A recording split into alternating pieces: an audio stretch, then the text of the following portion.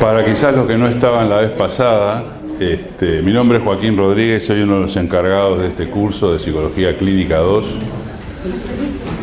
La vez pasada me preguntaron cuál era la clave para entrar en la plataforma EVA. Les comenté que la clave era, que yo no me acordaba, la clave es Psicología 2 en romano. El número 2 va en romano. Psicología Clínica 2. Clínica 2. O sea, Clínica 2 en romano, y ahí se accede a la plataforma EVA, donde se van a subir todos los materiales correspondientes al curso. Se suben una serie de cuadros sinópticos para que ustedes puedan acceder a ellos, digamos. Y también se van a ir van accediendo también a, porque se está filmando, se va a filmar esta clase a lo largo de todo el curso.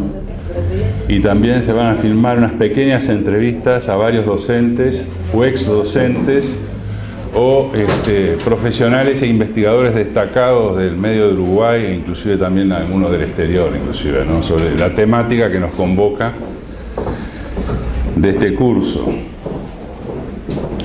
Yo la vez pasada les había brevemente comentado ciertos aspectos de la historia de la psicología clínica, su surgimiento y sus condiciones de situación, y cuál era fundamentalmente el paradigma dominante de aquella época, que hoy estamos muy lejos de ese paradigma, ¿no? El paradigma era fundado por Augusto Comte, que fue el fundador de la sociología, filósofo, digamos, filólogo y sociólogo, el fundador de la sociología.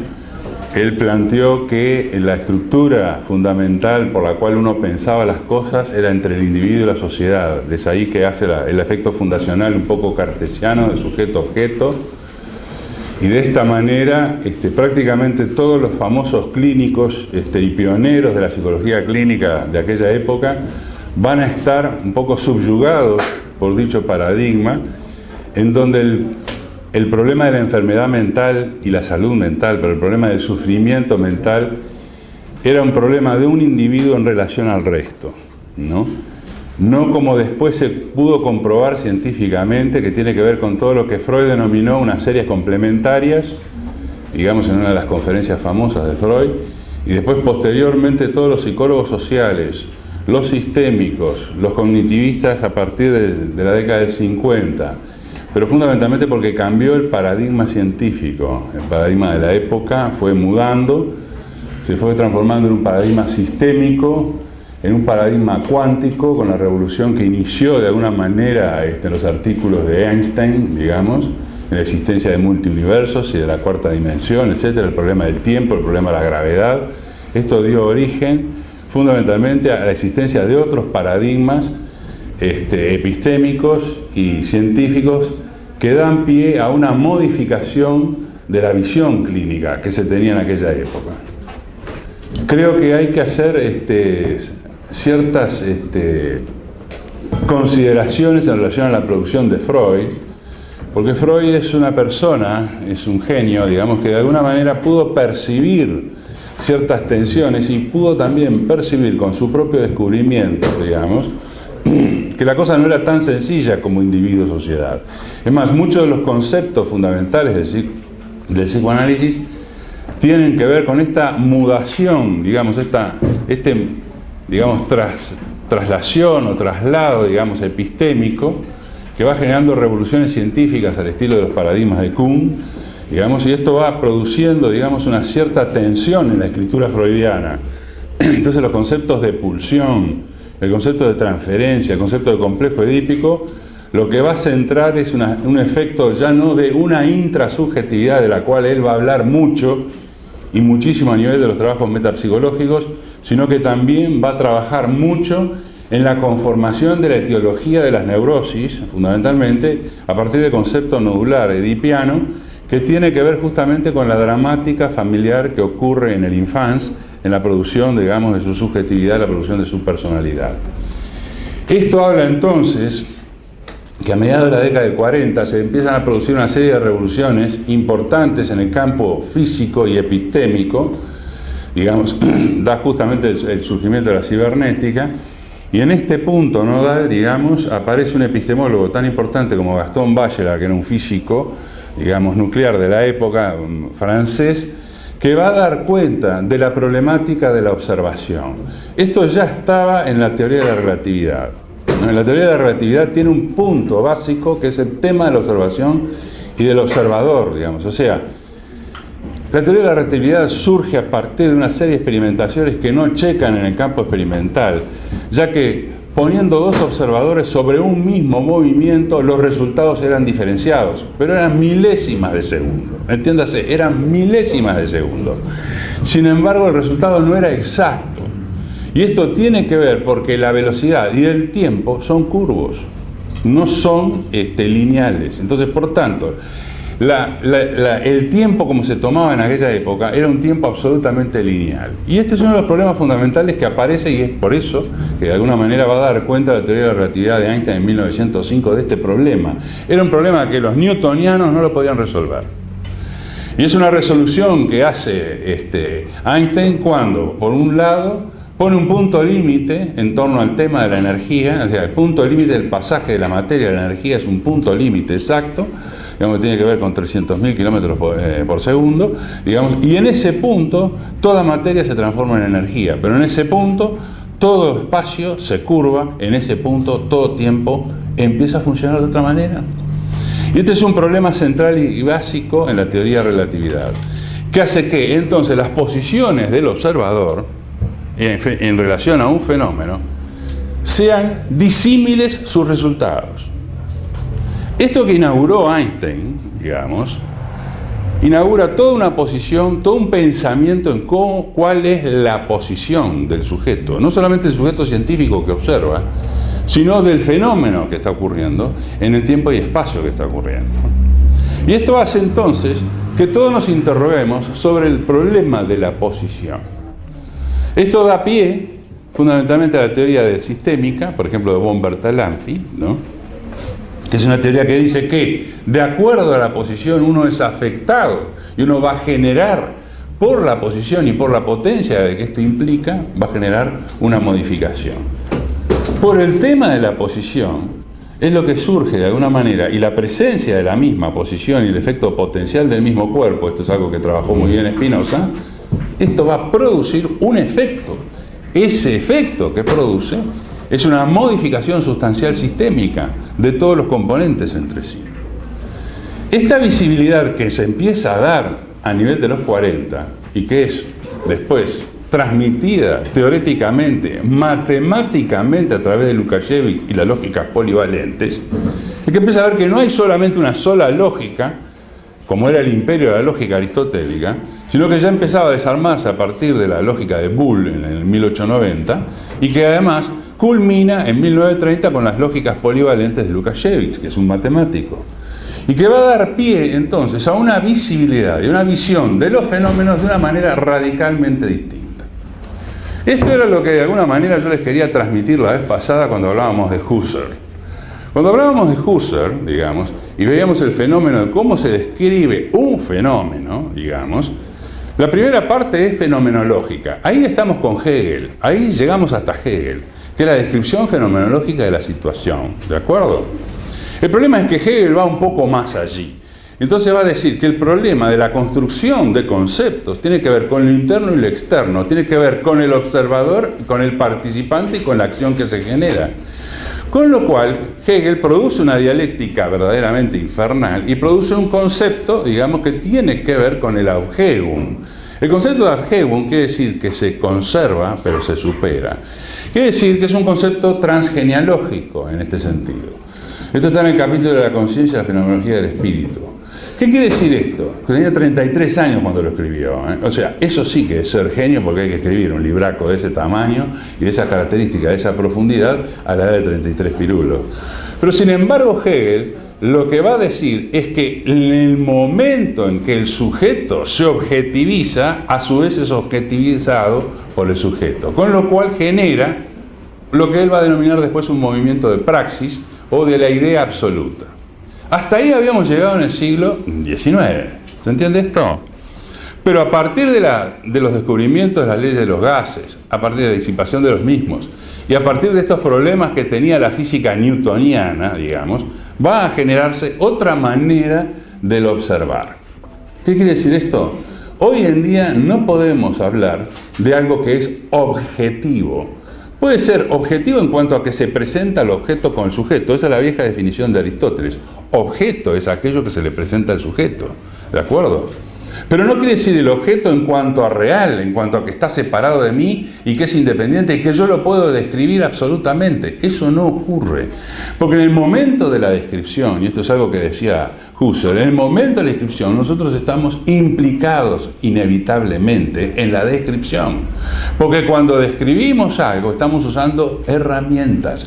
Y las herramientas, señores, al igual que el lenguaje, que es nuestra herramienta mayor y lo que nos hace humanos, que es esencial, por tanto ya no es una herramienta, sino que nos modifica, el lenguaje es una producción humana que hace un efecto de captura de la realidad, de lo real.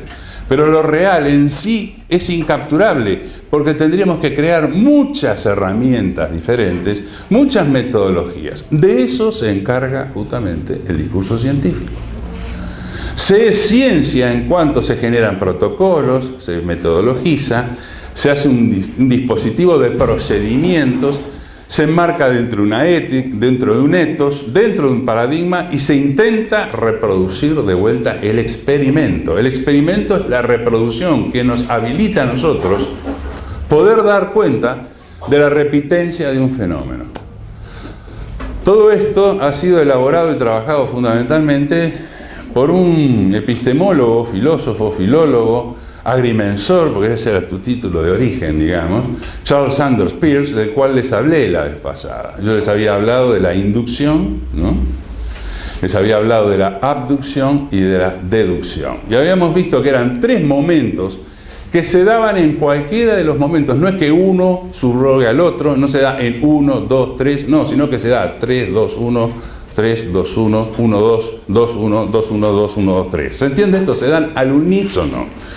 Porque nadie es, diríamos, ingenuo o ajeno a las abducciones hipercodificadas que nos habitan.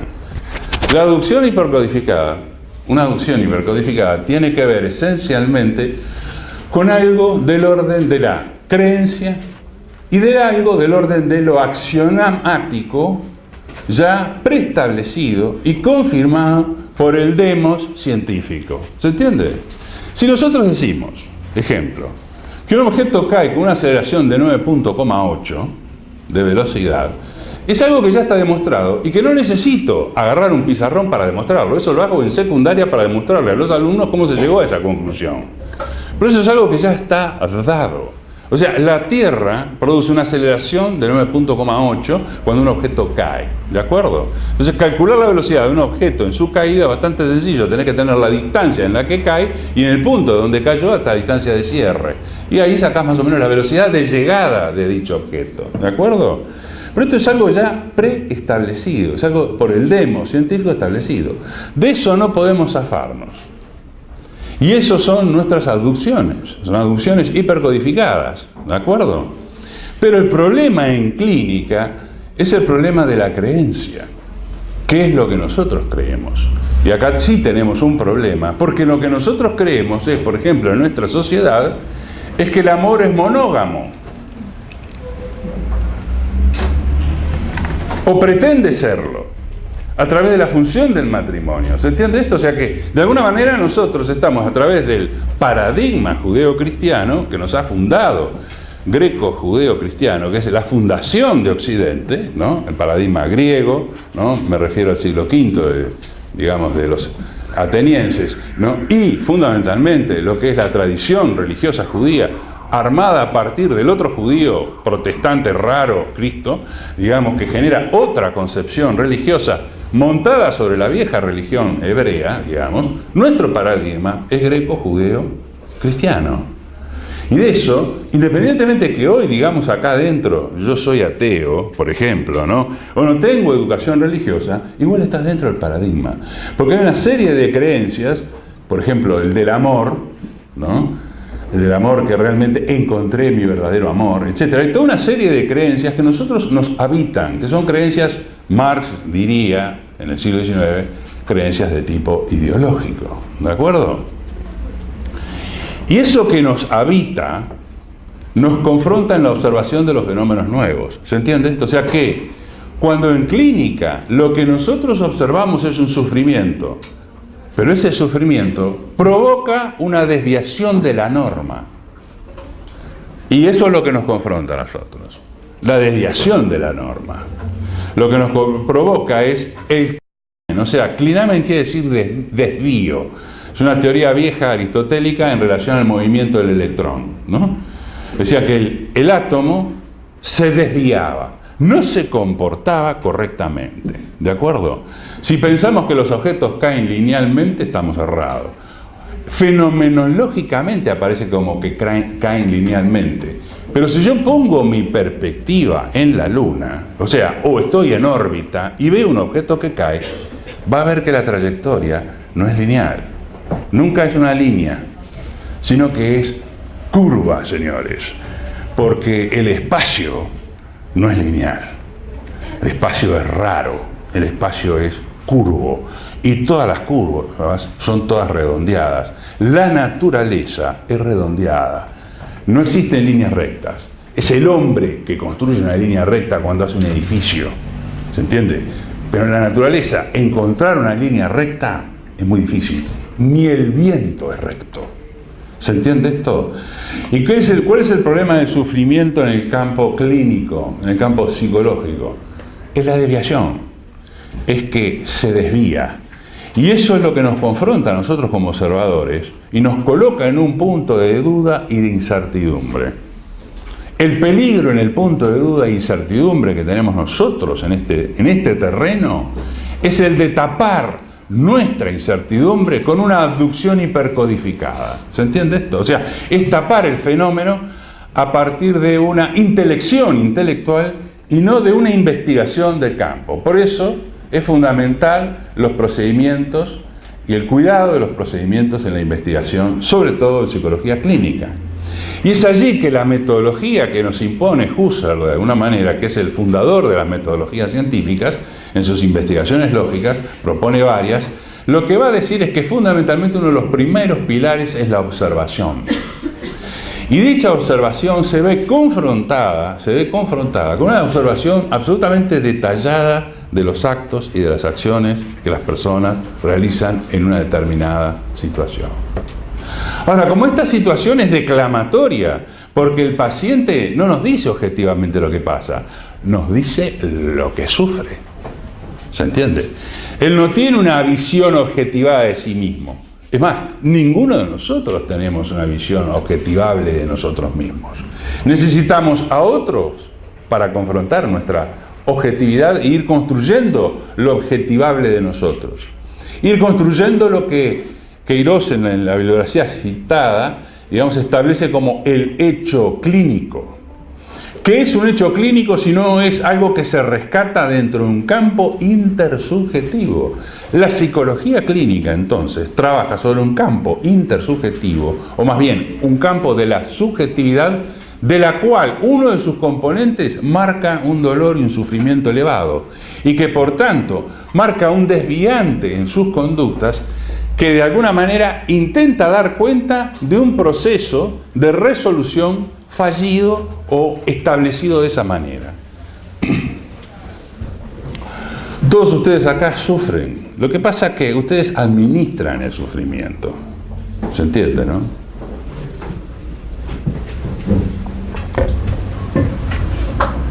Todos hemos sufrido, más o menos, ciertas circunstancias de la vida, ciertas situaciones, pero lo administramos. O sea, el ser neurótico es la capacidad medianamente de administrar cierto nivel de sufrimiento.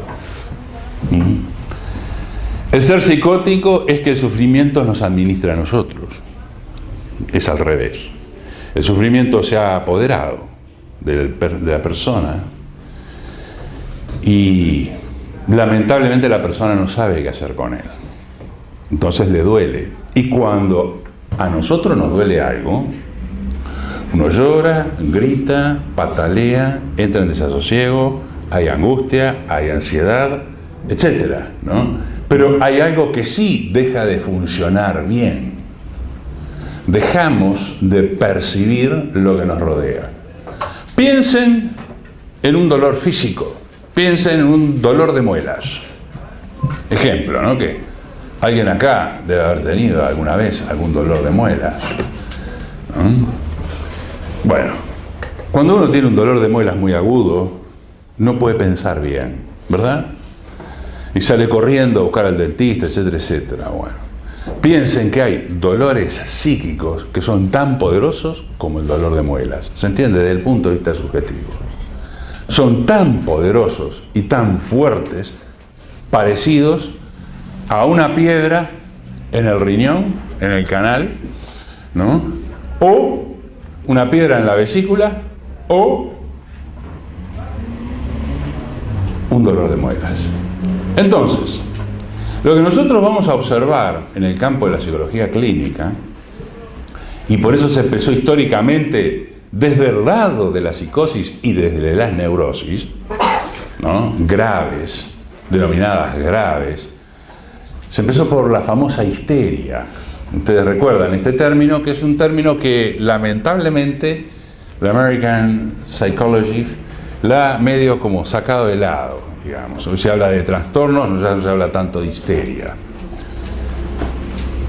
La nominación son por consensos científicos, y los consensos científicos son producciones de agenciamientos de poder institucionales. Hoy en día, quien aparentemente tiene la gran palabra del funcionamiento de lo que son los diagnósticos clínicos es la APA, ¿no? Es la Asociación Americana de Psicología, ¿de acuerdo? De Psiquiatría, perdón. Ella construye el DSM-5, el DSM-1, el 2, el 3, el 4, el 5, y van a seguir construyendo hasta el número 250 si lo dejamos. Porque van a seguir reformateando permanentemente este Diagnostic Statistical Research, ¿no? O sea, esta suerte de investigación interminable sobre la psicopatología, denominémoslo así. Y la misma funciona a partir de la construcción de lo que se denomina una semiología psiquiátrica, que tiene que ver con un conjunto de síntomas que se han venido armando desde el siglo XIX. A partir de Kraepelin, como yo les había dicho, empezó a detectar y a armar todo el sistema fenomenológico de la descripción de los cuadros de la psicosis. Y es justamente en este punto que esto se va a ir constantemente actualizando. Y en este terreno, digamos, la psiquiatría ha inventado un hecho clínico que tiene que ver con la cadena de sintomatologías que se detecta. Entonces, el sujeto delira, ¿no? Delira con color, no delira con color. El sujeto escucha voces de qué tono, etcétera. ¿Se entiende? El sujeto de pronto delira y cree que está hablando con alguien, ¿no? No es que cree, es una certeza para el sujeto que está hablando con alguien. Que lo vino a visitar Hitler o lo vino a visitar Cristo, no importa, está hablando con alguien. ¿Se acuerdan? El sujeto alucina, ¿no? Las alucinaciones son verbales o son visuales, etcétera, son con color, sin color, son con tono, etcétera. Entonces el sujeto está en un concierto de rock cuando está sentado en una sala, no sé si me explico, o sea que permanentemente hay un campo que puede ser objetivable en el sentido de lo que dice el sujeto. Lo que dice el sujeto lo tomamos como una objetivación.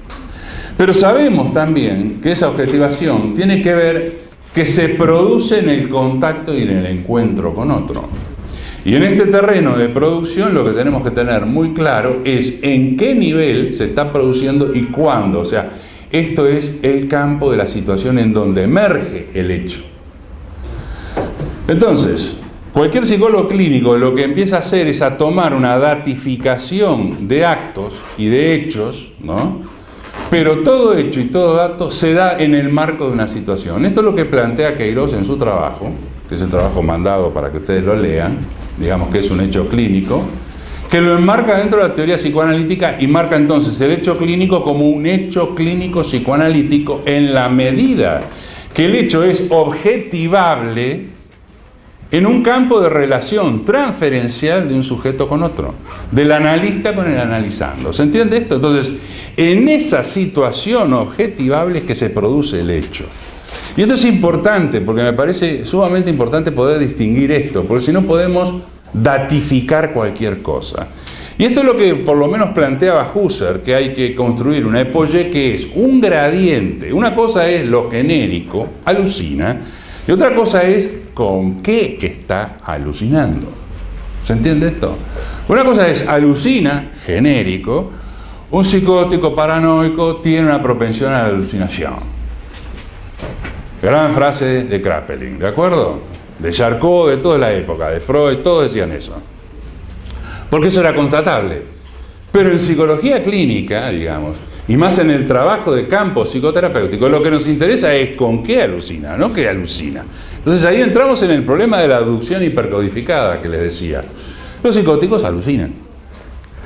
¿Se entiende? Entonces, cualquier acto de alucinación es un hecho psicótico, pero no quiere decir que el sujeto estructuralmente sea un psicótico. No sé si soy claro en este punto.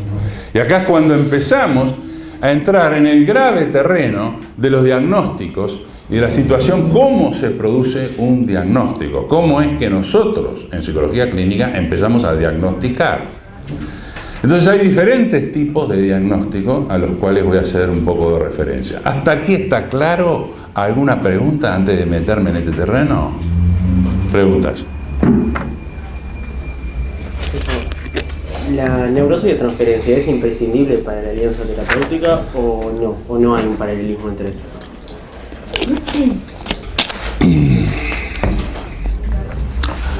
Repita la pregunta al micrófono, dale. Algún día lo vas a usar. ¿La neurosis de transferencia es imprescindible para el logro de la alianza terapéutica? Bueno, es una pregunta muy concreta sobre el campo psicoanalítico, la voy a tratar de enmarcar dentro de lo que veníamos hablando, ¿de acuerdo? Voy a tratar de respondértela a lo largo de la clase, pero en principio te diría que sí. Freud descubrió el fenómeno de la transferencia. En realidad trabajó este concepto durante muchas décadas. Y es el que de alguna manera lo produce y lo enmarca dentro de un campo teórico.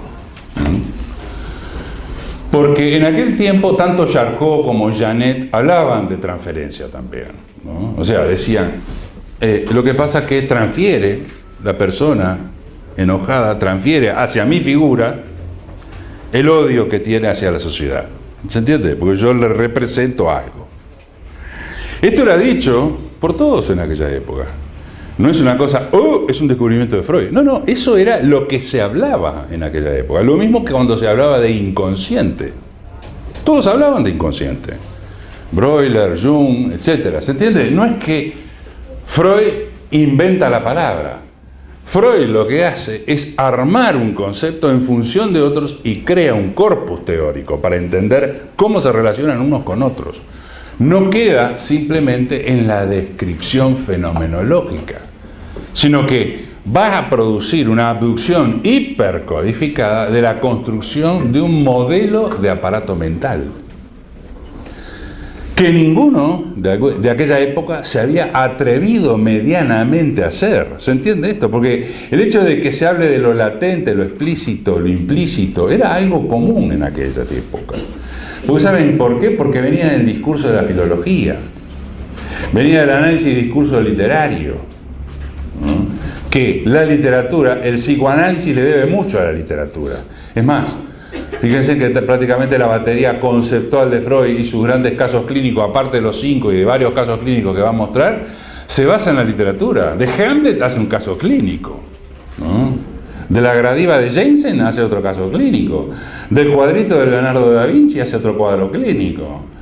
De la tragedia de Edipo hace otro concepto clínico. No sé si se entiende. O sea, que va construyendo, se va armando de herramientas posibles absolutamente transdisciplinarias, ¿no? Es el ejercicio de una transdisciplina hecha por un solo individuo. Es bastante duro esto.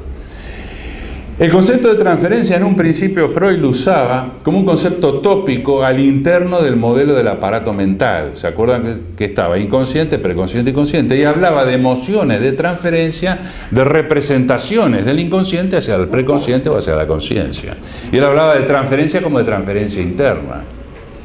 Cuando empieza a trabajar sobre el concepto de transferencia, lo empieza a trabajar a raíz fundamentalmente de un famoso caso, el caso Dora, de la histérica joven, digamos, en donde él ahí percibe el fenómeno de transferencia, lo empieza a percibir y esto le hace cambiar su teoría.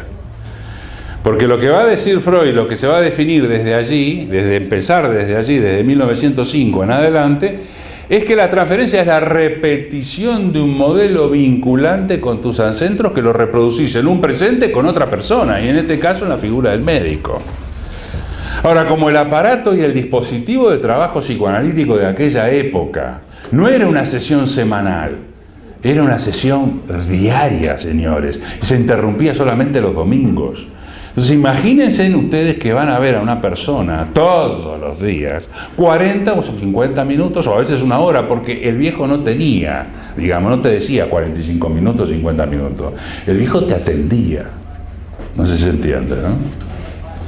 Fue mucho después que se establecieron las reglas metodológicas del espacio y tiempo, ¿no? Lo hizo Eitenton en la década del 20. Fíjense que tardaron 20 años en ponerse de acuerdo lo que es un tratamiento psicoanalítico en cuanto a la temporalidad de una sesión, ¿no? Que después Lacan, en la década del 50, destruye el concepto de acuerdo, digamos, de establecido de que la sesión tiene que durar 50 minutos para los ingleses, 45 para los franceses. ¿Qué pasa? ¿Los franceses quieren laburar menos? ¿Qué eso ocurre? ¿Se entiende esto? O sea, pero volvemos al tema de las imposiciones y de los manejos institucionales del poder. Eran cuestiones de acuerdos. Entonces, yo cuando me formé como psicoanalista en la década de 70, las sesiones eran de 50 minutos, ¿no? Después, no sé qué pasó, pasaron a ser de 45 minutos, ¿no? Después, no sé qué pasó, pasaron a ser escandidas. Podían durar 10 minutos, media hora, 40 minutos, 1 hora y media. Uno no sabía cuánto tiempo iba a estar ahí adentro. ¿Se entiende esto? Ahora, ¿qué fue lo que pasó? Uno era el modelo de Sajón, entonces porque en Argentina, yo me formé en Argentina, porque en Argentina la influencia de Melanie Klein era muy poderosa, entonces venía con las reglas de la Asociación Londinense, que eran 50 minutos. Pero después apareció el discurso francés, Lagalla en compañía, entonces algunos empezaron a trabajar 45 minutos, ¿se entiende? Pero después vino el discurso lacaniano y vino con el proceso de la escansión, que tiene que ver con la transferencia, digamos, y el corte de la sesión. Entonces la gente empezó a trabajar media hora, 20 minutos, a escandir. Pero, ¿era arbitrario esto? No es arbitrario. Porque la escansión, lo vamos a ver más adelante, mucho más adelante si es posible, ¿no? La escansión es un manejo técnico en relación a una concepción de lo que se tiene sobre lo que es el inconsciente y la construcción de sus significantes en el proceso de producción. Entonces, cuando se hace un corte, es porque se realiza un corte en ese momento, en la medida que se produjo un significante a lo cual el sujeto tiene que después dar cuenta afuera, no adentro, afuera de la sesión. O sea, la conclusión de trabajo no la hace en sesión, sino que la hace afuera. Cuando nosotros decimos que Freud trabajaba 6 días de la semana y se quejaba del domingo, porque Freud era un judío no creyente, ¿no? Y bueno, tenía que por lo menos estar con la familia de vez en cuando, porque el viejo laburaba con un tren, ¿no? O sea, empezaba a las 8 de la mañana y terminaba a las 8 de la noche, ¿no? Y a partir de las 8 de la noche escribía. Yo no sé qué hacía con Marta y con todo el resto de la familia, pero era bastante complicado vivir con el viejo, ¿no? El hijo tenía unas cosas increíbles, pero lo importante en esto es que él te decía, venga más o menos a las 9, venga a las 10, venga a tal hora. Esos son los testimonios que recogió Rosen, ¿no? En Freud y sus discípulos, un libro maravilloso, ¿no? Es un libro que lo sacó Alianza Editorial, Alianza Universidad, no sé quién lo tiene ahora, pero es un libro que estaba agotado, pero creo que apareció por ahí. Es de Paul Rosen y se llama Freud y sus discípulos. Y Russell es un periodista que hace una investigación justamente y interroga a todos quienes fueron pacientes de Freud, digamos, entonces para detectar un poco el mecanismo y la manera de trabajar de Freud, ¿no? Entonces, ¿qué pasa? ¿Qué ocurre cuando una persona va toda la semana un rato a hablar con alguien? A hablar sobre su problema. Yo lo puedo decir porque yo hice 4 sesiones semanales, ¿no? Hace muchos años de esto. Es interesante porque lo primero que ocurre es que uno empieza a aburrirse de sí mismo. Muy rápidamente te aburrís, ¿eh? A los 3-4 meses empezás a decir cada pavada que no sabes ni sabes qué está diciendo. ¿Entiendes esto? Y encima el diván ayuda, porque el diván quiebra. El diván no es un problema de relax, baby. No, relax nada. El diván, estás puesto en el diván y parece que andás en un avión a retropropulsión a chorro, ¿viste? Porque es como que, ¿viste? Porque de pronto no ves al otro y lo que corta es la mirada. Lo fundamental es el corte de la mirada. Porque nosotros con la mirada tenemos un escáner terrible. Si no, prueba el canto o vayan a un boliche. Vean qué hacen con su mirada. Están todo el tiempo monitoreando, aquella se puso tal cosa, aquella está esto, aquella que ping, aquel está lindo, aquel está feo, aquel es un guarango, aquel. Entonces andás, viste, pram, es como una ametralladora, viste, como una M50, viste, que va corriendo así, vas tac, viste, la mirada es un aparato brutal de control. Y justamente, Freud mucho no trabajó este tema. Él lo hacía para descansar él de ver tanta gente, dice, porque si no tenía que estar como, viste, poniendo cara de poker face, se cansaba, digamos, ¿no? Entonces dice, cuando dice en la iniciación del tratamiento en el año 1913, dice, no, yo lo hago porque en realidad me sirve para que yo estar mejor, digamos, porque si no me canso. Y además esto también le multiplica la capacidad asociativa personal de él y también le sirve justamente para poder lograr un estado muy particular que es el estado de asociación libre. Él también, en lo que él denominó una atención flotante. ¿Qué ocurre con esto? Ocurre que si vas a verlo semanalmente, a los 3-4 meses, inevitablemente vos entrás en transferencia, lo que se dice, produce una transferencia. Si bien hay una transferencia anterior, que fue muy bien trabajada, por tanto, por Bion, como por Jacques Lacan, ¿no? Lacan la denominó transferencia de sujeto supuesto saber, y Bion la denominó transferencia de trabajo, que es la predisposición del sujeto a estar en un estado de confianza con la otra persona y decir, yo a esta persona confío, yo a esta persona le puedo contar mis intimidades. Ya eso es un acto transferencial. ¿Se entiende esto? En realidad es un acto proyectivo, porque el acto de creencia tiene que ver con una proyección. Le adjudico al otro una capacidad buena. Él es un objeto bueno, ¿no? Es una buena persona, me entiende, me mira, me comprende, me escucha. Y esto es lo más importante. Porque una de las cosas del descubrimiento freudiano es la escucha. Es cuando las pacientes, de tanto decirle, profesor, disculpe, escúcheme. Porque el viejo enseguida quería construirle una teoría, ¿viste? De lo que le estaba pasando, ¿no? Entonces, ¿viste? El viejo al principio devolvía todo lo que podía. ¿Qué querés? Decime. Sí. Cuando se crea esta transferencia entre el analizado y el analizante, ¿se crea una alianza terapéutica a partir de ahí o no? Sí. Cuando Ojo, la alianza terapéutica en transferencia es una condición de transferencia de trabajo, dice Bion, y es lo que permite que el trabajo se desarrolle. Es una confianza. Es una transferencia de tipo amistoso, digamos. Inclusive Freud habló de transferencia amistosa, ¿no? O sea, algo que el sujeto se siente cómodo y que puede confiar y hablar. Y eso es una transferencia que permite un trabajo. Ahora, las transferencias son siempre resistencias. Esto hay que tenerlo en cuenta, porque es, como decíamos en su definición, la moción de reproducción de modelos vinculares sobre un objeto, en este caso la figura del analista, y por tanto el sujeto lo que va a querer es reproducir el modelo. ¿Qué es lo que hacen ustedes con los novios o con las novias? ¿Se entiende? O sea, es lo que se reproduce. Ustedes ponen en acto, en acción, modalidades educativas, formativas, etcétera, etcétera, a lo largo de las décadas y de los años.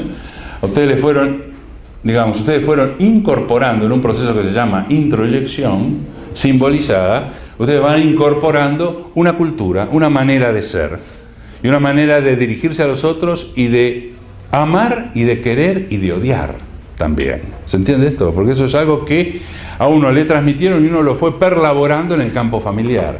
Y después lo reacciona y lo acciona en el presente constantemente.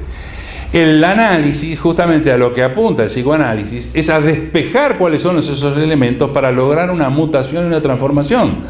Porque esos elementos incorporados a nosotros nos generan problemas y sufrimientos. Y una parte de los sufrimientos tiene que ver cómo nosotros nos comportamos y cómo el otro se comporta con nosotros.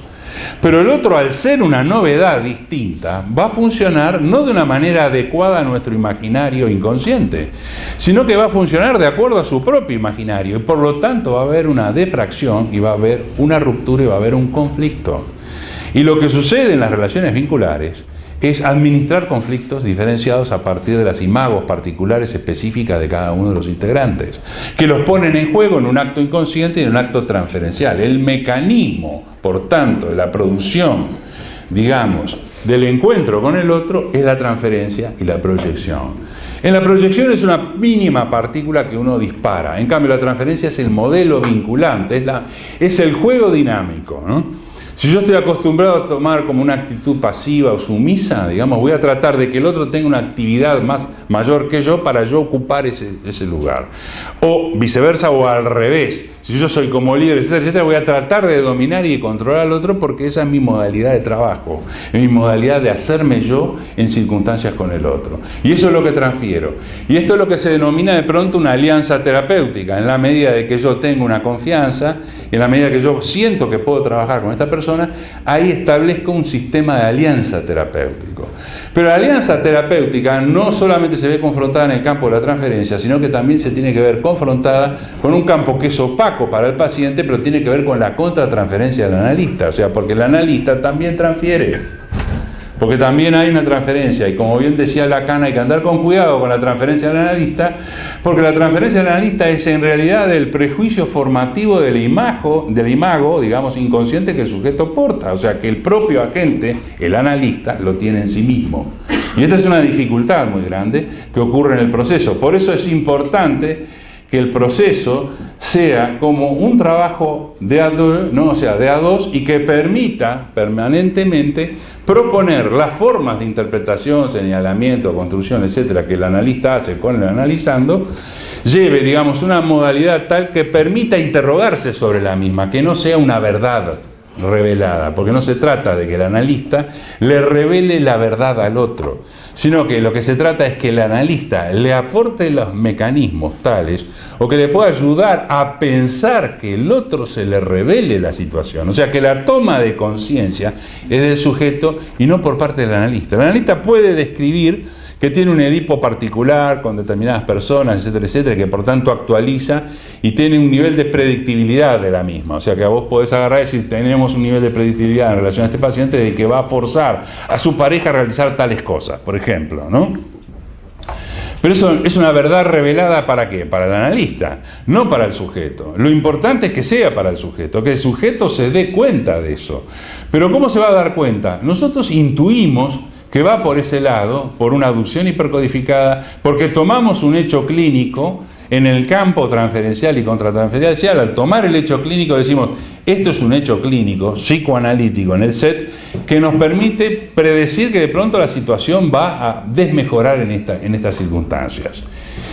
Entonces, trabajando con el paciente, es el paciente que se tiene que dar de eso, cuenta de eso. El darse cuenta de eso es producir un insight. Es producir una mínima visión interna, es lo que Masood Khan decía, una toma de conciencia de sí mismo. Cuando toma conciencia de sí mismo es que se produce una mutación en el sujeto. Y ahí es que el sujeto cambia. No cambia por vía de porra, porque yo le estoy diciendo lo que le puede ocurrir, sino que cambia porque el sujeto, la persona, digamos, el paciente, se da cuenta de lo que le está pasando.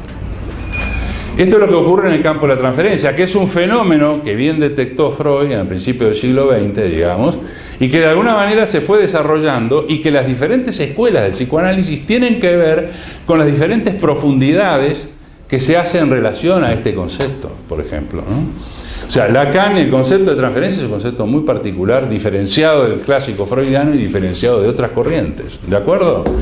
La corriente de Melanie Klein, por ejemplo, que fue una corriente muy importante durante la década de los 50 y 60, digamos, en este país, digamos, y en el mundo psicoanalítico, ¿no? Es importante porque el concepto prioritario en Klein no era tanto la transferencia, sino la proyección. Y tiene razón de ser, porque Klein trabajó mucho con niños, ¿no? Y entonces el campo dominante en el niño a veces es la proyección, ¿no? Y que también muchos colegas que estudiaron con Melanie Klein, caso de Bion y otros, trabajaron mucho con psicóticos. Entonces el psicótico en realidad, hoy en día Echegoyen, que es un gran psicoanalista argentino, dice que hay una transferencia de tipo psicótica, ¿no?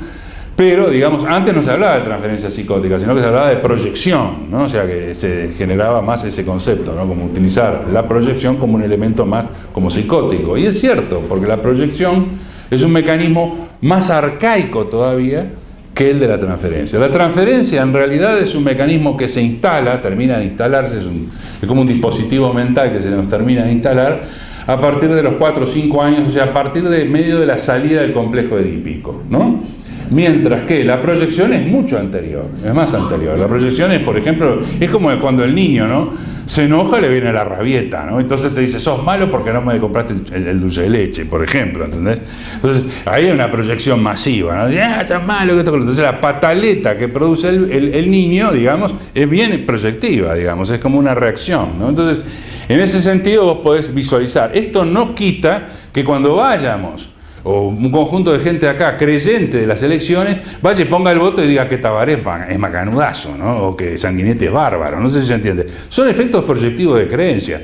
De la misma manera, el concepto de proyección a Freud le sirve perfectamente para dar cuenta de la génesis de la producción de la religión. En el trabajo El porvenir de una ilusión, es brutal ese trabajo, ¿no? Él desarrolla el concepto de proyección y el de transferencia, pero fundamentalmente el de proyección, y él dice que en realidad la construcción de un Cristo, digamos, o la construcción de un ángel, un demonio, o de la creencia en dioses, tiene que ver con elementos de la proyección. Por eso va a decir que en realidad la religión griega es una religión que lo que proyectaron fue una dinámica familiar espectacular arriba del Olimpo, no sé si se entiende. ¿Recuerdan ustedes los relatos griegos donde Zeus se pelea siempre con Hera, que es su mujer, y hacen un descalabro bárbaro y sale corriendo a hacer sus cosas porquerías con otras, ¿viste? Entonces nace Hércules y la otra le dice, ¿qué estás haciendo? Y tenemos un drama familiar ahí adentro, ¿no? Con Apolo entre medio, la hija soberbia de Palas Atenea, etcétera, etcétera. O sea, estaban todos, son una familia donde se llevan a los chiporrotazos, digamos, ¿no? Y que nosotros, los griegos, el mundo griego, lo presenciaba como si fuera un melodrama, no sé si se entiende, ¿no?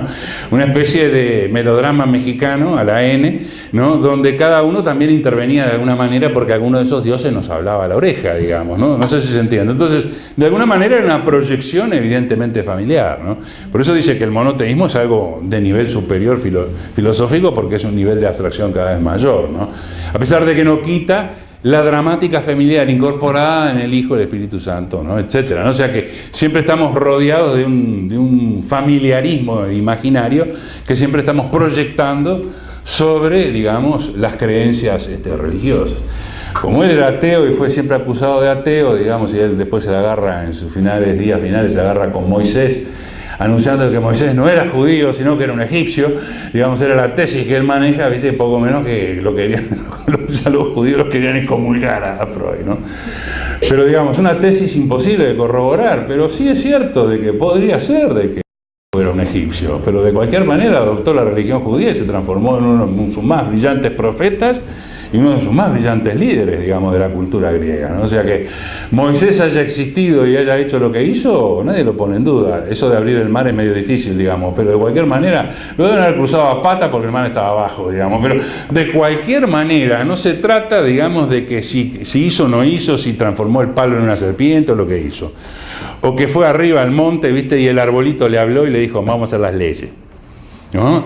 No se trata de eso. El asunto es que él bajó con las leyes, porque abajo era un relajo, ¿no? Entonces dijo, bueno, acá, muchachos, vamos a tener que organizarnos socialmente porque ya no tenemos al faraón que nos dice lo que tenemos que hacer, tenemos que arreglarlo entre nosotros. y baja con una jurisprudencia el tipo, ¿no? O sea, estuvo inspirado, obviamente que se inspiró. Obviamente que estuvo hablando con alguien, no importa quién, digamos, pero el asunto es que él dijo que él habló con el de arriba y el de arriba le dijo, mirá, hay que hacer esto. Ese acto de creencia fundacional, o refundacional, porque en realidad es un refundador, porque el fundador es Abraham, ¿no? Pero la refundación es un acto de una generosidad magnánima y que además el pueblo le rinde un tributo. O sea, es un héroe, es un profeta, es un hombre de Dios. ¿Se entiende esto? Y eso es respetable para cualquier comunidad. De la misma manera que nosotros nos hemos inventado que Artigas es nuestro héroe. Cuando Artigas firma en su testamento y dice, yo, José Gervasio Artigas, ¿no?, argentino de la banda oriental, entonces nos está poniendo en un predicamento el propio viejo. Y no es una cuestión de su edad o que le estaba faltando algo. Es que Uruguay no existía, se entiende, como estado en esa época. Prácticamente era un estado naciente del 30 y el viejo le importaba un pomo, digamos, abajo de la higuera esa que estaba, que Virapitá, ¿no? Y tomando mate con el negro, le importaba un pomo. Es decir, que esto se reclama en Estado, ya no en Estado. Yo soy argentino de la banda oriental. Yo creo que este punto de la creencia está ligado a cómo uno siente las cosas. Porque la creencia, miren que mueve montañas. Mahoma logró unir lo que era imposible de unir, ¿no? Mahoma es del siglo VI y era un guerrero, era un líder, un profeta, un hombre de religión, un hombre de Dios. Entonces, que este hombre pueda unir aquello que era casi imposible de unir, y lo unió, en 2000 años se unió 2 veces nada más. La segunda es por circunstancias muy especiales que se están dando, muy parecidas ahora, ¿no? Es cuando son muy atacados, entonces se unen en la miseria, ¿no? Se unen en el ataque, ¿de acuerdo? Tenemos un enemigo común, vamos a unirnos. La segunda vez que se unieron fue con Saladino, y fue entre la segunda y la tercera cruzada. Y Saladino era kurdo, hoy Kurdistán no tiene nación, ¿no? Es un pueblo de 30 millones de personas repartido en 4 estados, muy salvajemente torturado por esos 4 estados, discriminado, etcétera, etcétera. Pero Saladino era kurdo y Saladino juntó todo el mundo musulmán. Otro hombre guerrero, etcétera. Y eso es un efecto de creencia. La creencia hay que tenerla como un hecho, como una cosa absolutamente objetivable, porque tiene una potencia desmedida. Es más, es por la creencia que nosotros podemos operar psicológicamente. Es por la creencia de ese estado de que este sabe lo que a mí me pasa, que yo me acerco para contar mi penuria. No sé si se entiende. En algún lugar yo tengo que relatar lo que estoy sufriendo. Históricamente la humanidad construyó esos lugares. En la religión cristiana la confesión, ¿no? Pero el hablar, la necesidad de hablar y de conversar con el chamán, con el jefe de la tribu, o con el abuelo, o con el anciano porque sabe más, es porque alguien necesita ser escuchado. Y esto de la escucha es la clave en la psicología clínica, es la clave de nuestra disciplina.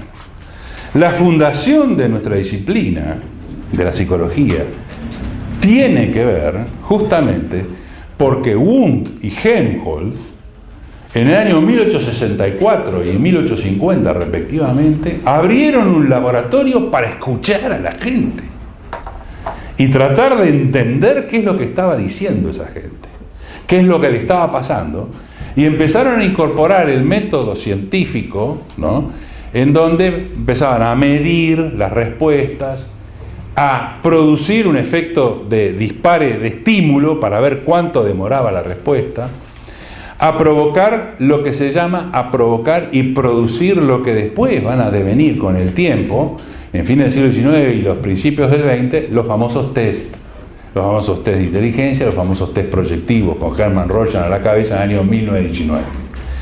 Entonces, esos instrumentos que tratan de medir ¿qué? las reacciones, la capacidad de la respuesta, pero no solamente medir la velocidad de la reacción, ni la textura de lo que dice el otro en la escucha, sino de tratar que a partir de esas respuestas uno pueda inteligir cómo es que funciona su inteligencia, cómo es que funciona su afectividad, cómo es que funciona su memoria. Entonces, como ustedes van observando, a partir de los trabajos, y fundamentalmente después de Wilhelm Stern y Phyllis Lerch, ¿no?, en la década del 30, y de Kafka y de Köhler, que son los gestaltistas, van a discriminar la mente humana a partir de una serie de funciones.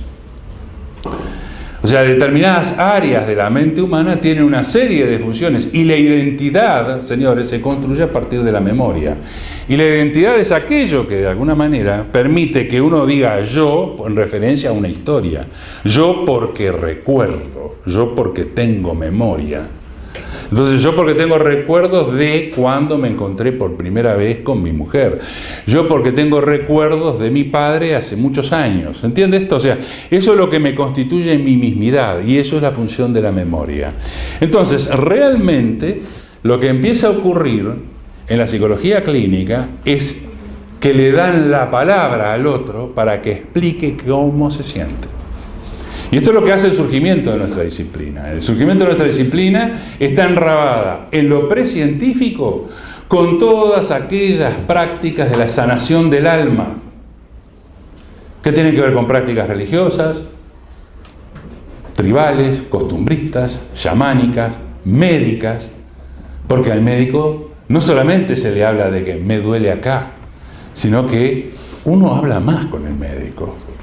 Y el médico se encontró en el vector de la escucha.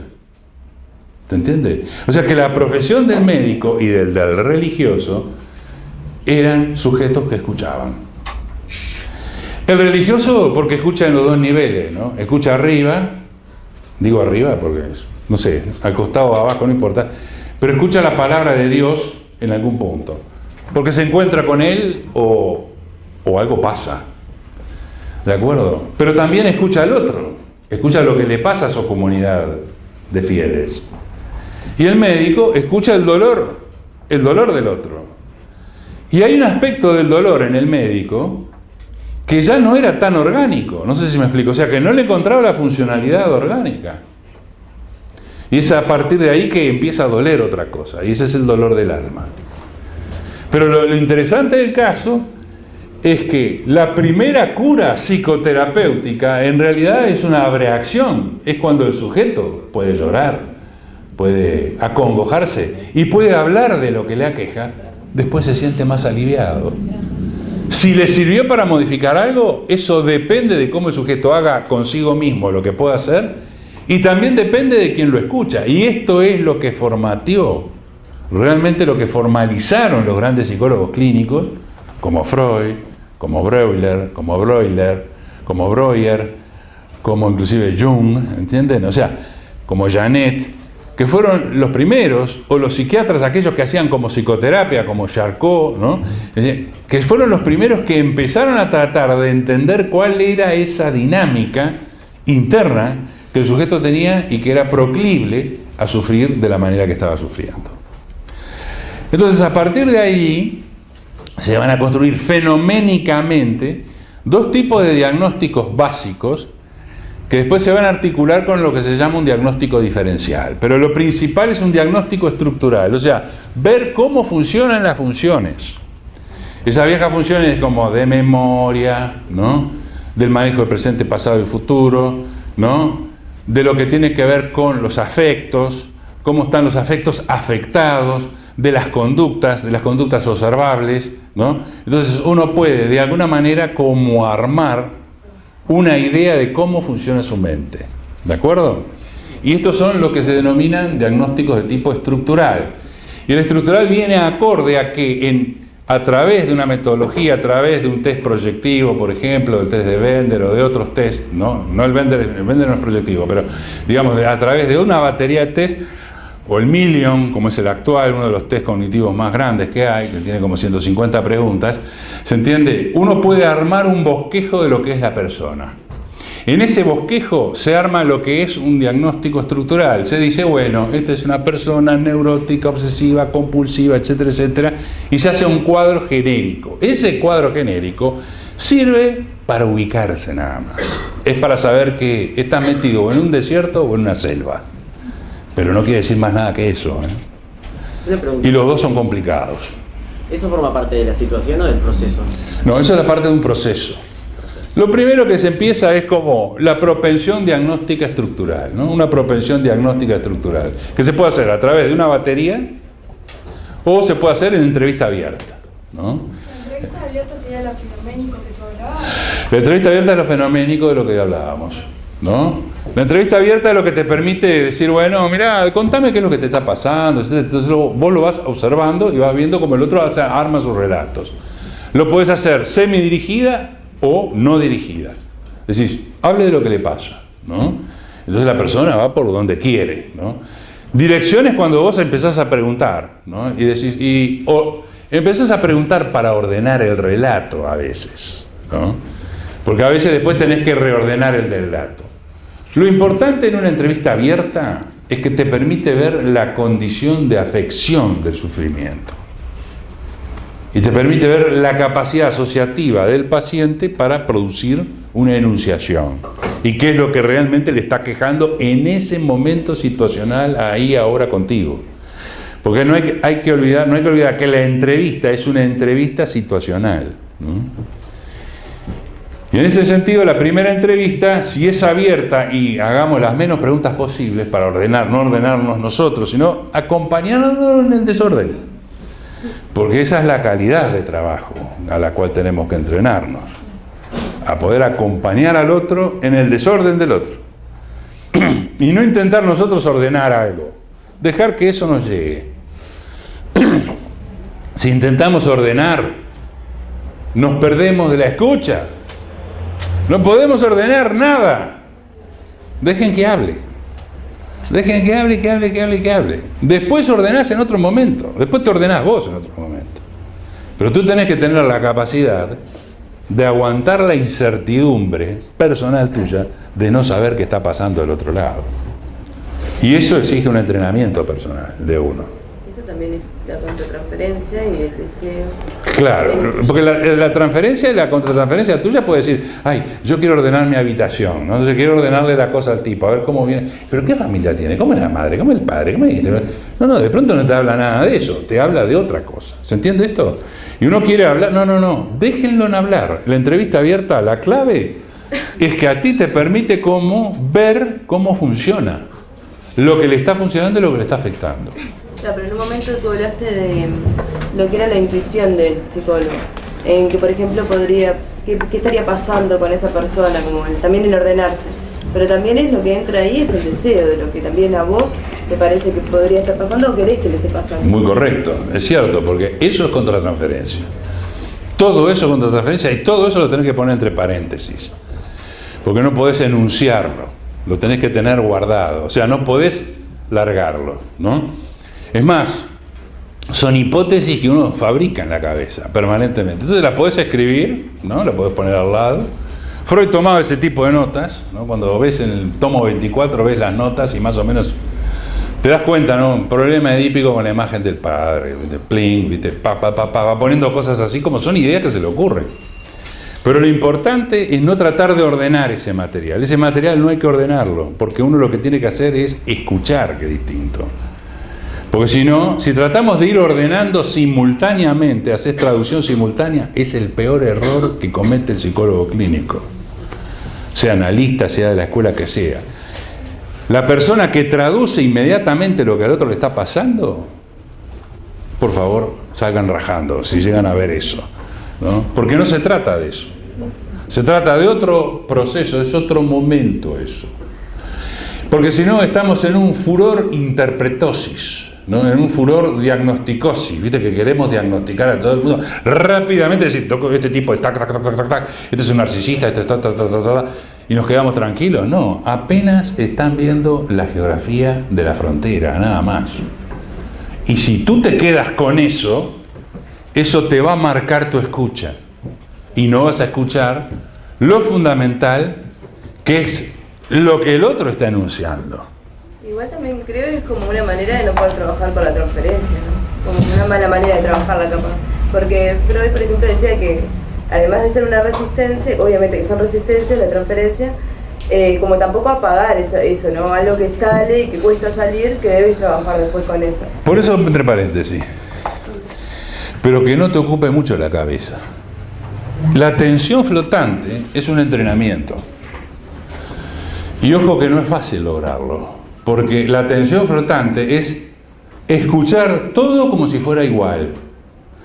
Freud decía muy claramente, hay que escucharlo todo, pero para poder escucharlo todo tenemos que suspender nuestra traducción simultánea. Hay que dejarlo, no solamente dejar que el paciente y diga lo que tenga que decir, ¿no? Ojo que de pronto te encontrás con pacientes mudos, ese es otro tema, ¿no? Pero lo que sí es fundamental es que tú dejes que el otro accione y que tú lo recibas. Eso se llama Jasper denominaba esto una capacidad empática. Porque si yo estoy traduciendo simultáneamente no produzco empatía. Lo único que voy a producir es tecno. Voy a ser un chico tecno muy bueno para diagnosticar cosas, pero no para profundizar absolutamente nada. Si quiero diagnosticar, soy un chico tecno y le digo pasa esto, lo devuelvo a un informe y me voy. Ahora, si yo voy a trabajar después clínicamente con esto y por tanto voy a hacer un contrato psicoterapéutico, este es otro tema, es otro cantar. No puedo trabajar diagnosticando. Así. El que tiene que diagnosticar, ¿saben quién es, no? El psiquiatra. El psiquiatra sí tiene que diagnosticar. El psiquiatra tiene que escuchar y traducir de una determinada manera, porque el psiquiatra, si observa un trastorno severo, lo tiene que medicar. ¿Se entiende esto? Entonces, este efecto, digamos, es un trabajo totalmente distinto. Por eso, cuando Lacan hablaba de la psiquiatría, decía, hay psiquiatría y psiquiatrería, ¿no? Psiquiatrería en el sentido, ojo, ¿no? Sino que de pronto el tema es cómo diagnosticar, pero además no solamente cómo diagnosticar, porque el diagnóstico es móvil. Yo tengo una tesis sobre la clínica móvil, ¿no? Pero la clínica se mueve. Entonces, el sujeto tiene que venir cada 15 días, una vez al mes, porque no es que tiene que repetir la medicación. No se trata de repetir, se trata de ajustar, que es distinto. Porque la medicación no es una cosa de que te empastillo para que bajes tu nivel de ansiedad, te quedes tranquilo, pero no resuelvas nada. Esa es psiquiatrería. El psiquiatra trabaja para que el sujeto siempre tenga un nivel de labilidad ansiógena y de tensión de angustia que le permita, de pronto, poder producir otras cosas, otra novedad. Porque si yo lo aplaco, ¿no? Porque le meto 300 miligramos de haloperidol y lo dejo planchado, ¿entendés? No le estoy ayudando en nada. Estoy ayudando a su círculo familiar de que, menos mal se tranquilizó, ya no nos atomiza. ¿Se entiende? Entonces el asunto es de cómo colocarlo en un nivel que el sujeto pueda ser él y no ser un ente. Porque yo con la psicofarmacología puedo transformar a una persona en un ente, ¿no? En alguien que camina por una casa y hace sus necesidades. ¿De acuerdo? Entonces, en el diagnóstico estructural uno tiene una aproximación, una suerte de abducción hipercodificada que te permite como entender y decir, es neurótica, es psicótico, es esquizofrénica, ¿entendés? Anda en esto, anda por este lado. O sea, te permite como apuntar hacia qué cuadro estás tratando de ver o visualizar la situación. Pero eso lo haces con instrumentos, lo hace el psiquiatra, porque tiene que introducirle el protocolo de semiología psiquiátrica para aplicarle, digamos, después el DSM-5 y después definir cuál es la propedéutica, la terapéutica psicofarmacológica que va a producir, y que posteriormente lo que tiene que hacer es derivarlo. Pero en el encuentro clínico, psicológico clínico, no solamente en cuanto a la medición de la estructura, sino que después en psicoterapia, en la entrevista abierta, lo que uno va a ir produciendo, lo que el otro produce es una biografía. Y eso nos va a introducir en lo que es un diagnóstico situacional, porque lo que va a hablar es del presente y del pasado, ¿no? Y en general yo les decía que cuando una persona sufre no puede ver futuro, está atrapado por el presente y el pasado, digamos.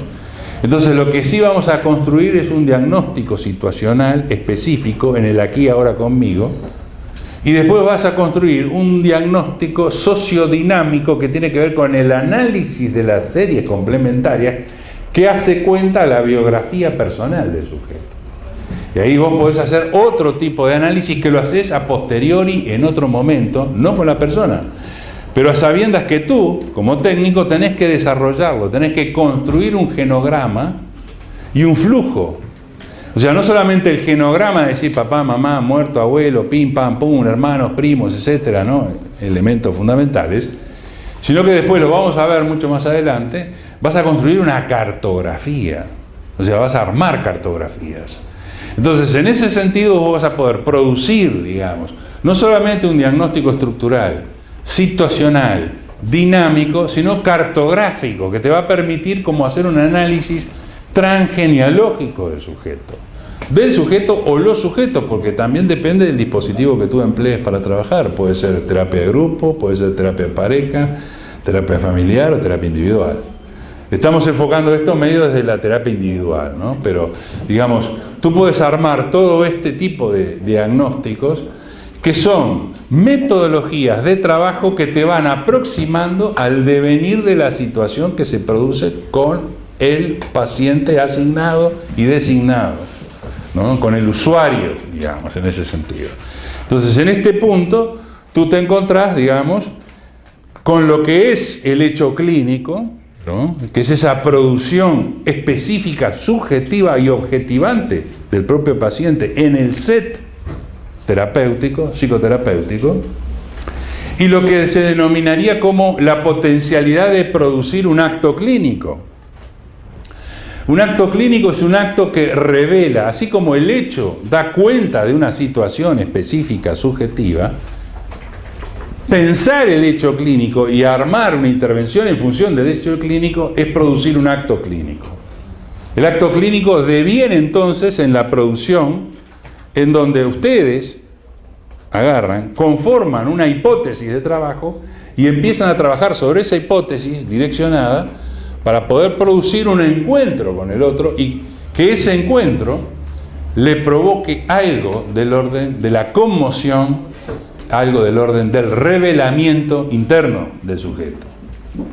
Y ese es un punto, digamos, que se da fundamentalmente en el campo situacional psicoterapéutico. Y acá entramos en el tema de la escucha clínica, que me quedan unos 10 minutos, pero algo les quiero decir porque quiero trabajar sobre el tema de la escucha clínica bastante, porque es un modo importante, ¿no?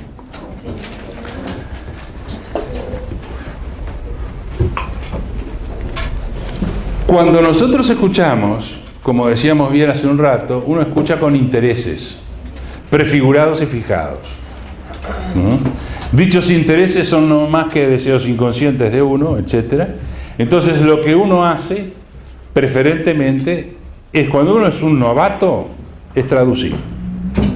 O sea, la condición de novato es tu condición de traducción. Rápidamente empiezas a traducir, ¿no? En lo que se explica, en lo que se intenta dar por una escucha analítica. Una escucha es una posición. Y esa posición es una posición de aceptar lo que viene del otro, pero es tratar de tomarlo todo y registrar todo en sus máximos detalles. Pero no tomando en cuaderno. Eso era una basofia que se usó en la década de los 60, ¿no? O sea, permanentemente la gente escribía en el cuaderno. El cuaderno es un instrumento que tiene que ser de soporte, no tiene que ser lo principal. Yo he visto analistas y terapeutas que usan el cuaderno como desesperados, porque después tienen la supervisión y llevan el cuaderno, ¿no? Como si algo se les hubiera perdido. Es como que es una especie de ayuda a memoria. El cuaderno es muy bueno para tomar una clase. O de pronto el cuaderno es bueno también para, en una entrevista inicial, bueno, poner algunas cosas que a uno le resultan interesantes. Pero el cuaderno no tiene que ser una toma directa. No sé si me explico. Si es una toma directa, salvo que hayas aprendido caligrafía. ¿Qué decías? Es parte digamos, de un registro del terapeuta. En el caso de que mañana pueda pasar cualquier situación con el analizado, ¿tiene un registro? Lo haces después. Yo creo que lo mejor es después. Sí, después de la consulta. Es mejor hacerlo después y no en el momento. En el momento uno no tiene que distraerse. Uno tiene que abrir la oreja. Lo fundamental es abrir la oreja. Uno puede... no digo que no usen un cuaderno, lo que digo es que no usen el cuaderno como un sistema de defensa para anotarlo todo, ¿no? Porque si no operas con el cuaderno en una especie de memoria, no confías en tu memoria, confías en el cuaderno, no sé si se entiende, confías en el efecto mecánico del cuaderno. Y en realidad, lo importante del cuaderno es que te ayude a hacer una guía en la cosa. Después, armás la sesión si querés, la armás a posteriori. Otra cosa, podés también grabarlas. Porque esto tiene que ver también con las técnicas de uso. En una época se usó mucho el cuaderno porque era una prescripción de la Internacional Psicoanalítica. ¿Viste? La Internacional Psicoanalítica se ha equivocado miles de veces, ¿no? Como toda organización científica se equivoca, porque el camino de la ciencia es el camino del error. Entonces, hoy en día tenemos aparatos tecnológicos que registran todo. Si querés, podés poner una cámara, como usan los sistémicos, clac, te ponen la cámara y grabaron todas las entrevistas, toda la sesión, inclusive hasta tus gestos, porque la pones en forma así, viste, con un gran angular y salís vos también, y eso queda registrado. O podés grabarlo, etcétera, etcétera, y podés decirle, mire, yo utilizo esta técnica de grabación, esto para un registro médico, esto es confidencial, punto y chao, se acabó, ¿entendés? O sea, hoy en día hay formas de registro que son superiores a usar un cuaderno, ¿no? En aquella época, como no había grabadores, etcétera, etcétera, bueno, se usaba un cuaderno, ¿de acuerdo? Porque vos cuando ibas a supervisar, porque es un efecto de trabajo fundamental, formar un psicólogo clínico, mínimo entre 4 y 5 años de supervisión cotidiana.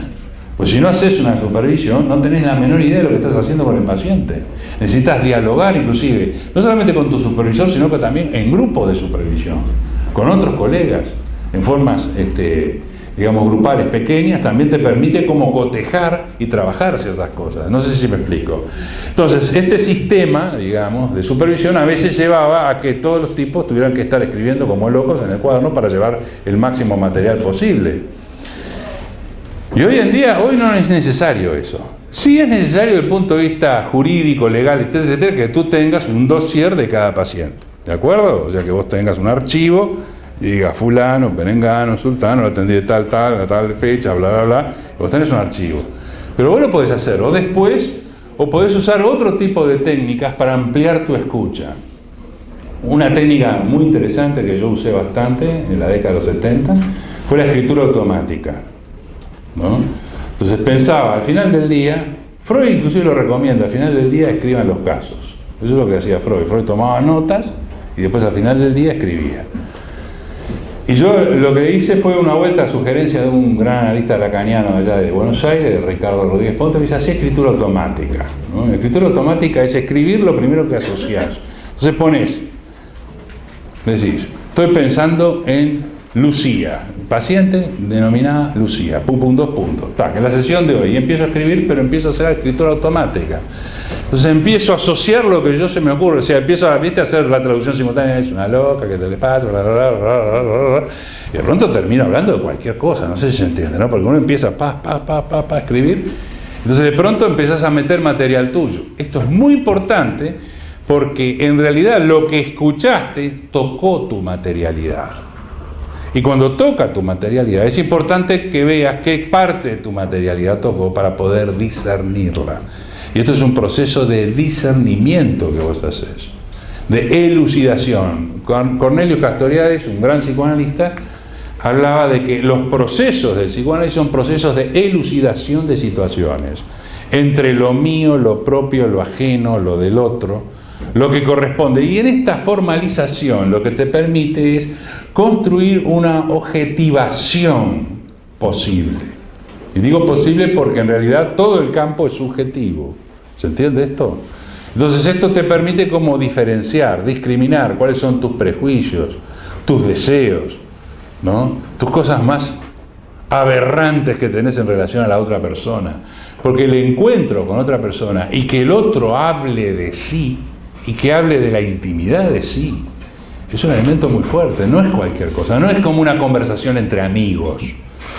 O es una conversación entre amigos cuando el amigo te va a revelar un secreto, ¿viste? Te va a revelar algo del orden de la vergüenza, algo del orden de la humillación, algo del orden del sufrimiento.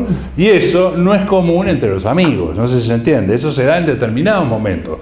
Pero en el proceso psicoterapéutico, en el proceso de lo que se llama escucha, digamos, el sujeto produce eso. Y cuando produce eso, nos toquetea imaginariamente a nosotros en nuestro ser, toca nuestro inconsciente, toca nuestra estructura, nuestra textura. Por eso, ser un psicólogo clínico implica que aquellos que decidan ser psicólogos clínicos van a tener que hacer largos procesos terapéuticos personales, con la corriente que quieran, cognitivista, sistémica, psicoanalítica, hagan lo que quieran, pero cada tanto tenés que entrar al taller para revisar. ¿Viste? Es como un auto que hay que cambiarle el aceite cada tanto, ¿viste? Cada 10.000 kilómetros vos tenés que volver y revisarte, ¿entendés? No es una cosa de que hice un análisis en el año 70, no, baby, no, tengo una gran capacidad autoanalítica, sí, pero mirá que también Freud hablaba de las racionalizaciones, ¿no? O sea, que tenés una capacidad autoanalítica, pero también de pronto tenés un sistema defensivo superyoico espectacular que te arma un sistema de autorracionalización que decís, lo tengo todo clarísimo, y después te terminás pegando un tiro, suicidándote, o haciendo un cuadro melancólico, o haciendo un cuadro agresivo, o de pronto un día se te saltó una vaina, ¿viste? Y andás a ver a dónde terminaste, ¿no? No sé si se entiende. O sea que ninguno de nosotros está exento de procesos delirantes, de procesos de sufrimiento, porque nosotros también hemos sufrido, ¿de acuerdo? Lo que sí tenemos balizado nuestro camino de sufrimiento. Y de lo que se trata es que aquel que quiera iniciarse en la psicología clínica y trabajar después como psicoterapeuta o trabajando como asesor de psicólogo clínico, que puede ser en un estudio, en una empresa, en una institución educativa o en el consejo del niño, etcétera, donde sea, digamos, uno tiene que ejercer esa cuestión del autoanálisis y el análisis con otra persona. O sea, uno tiene que producir un conocimiento de sí. Si no producís este conocimiento, es un backup para poder escuchar. Y es importante esto, sí. Esto de la escritura automática, como tú hablas, Sí. ¿es para el control de esto de como un taller o un autocontrol del terapeuta, o es para poder proyectar cómo estuvo las sesiones con diferentes pacientes? Las dos cosas. Te permite primero como conocerte más. Es lo que decía Lacan en algún momento, el análisis del otro es el análisis de uno. También, ¿no? O sea, es un tour de force donde uno también analiza aspectos de uno, ¿no? Entonces, es doble vía. Te permite como indagar de ti, como también te permite como objetivar la situación. ¿Se entiende esto? Porque la transferencia que el otro produce te toca a ti también, o sea, te coloca en determinada posición y vos tenés que indagar cuáles son las posiciones que te va colocando el otro en el set. Bueno, dejamos por acá, pues si no, ya veo que se están levantando. Nos vemos en la que viene para ir viendo el tema de la situación y la escucha clínica. Estaríamos ya en la parte 3, ¿de acuerdo?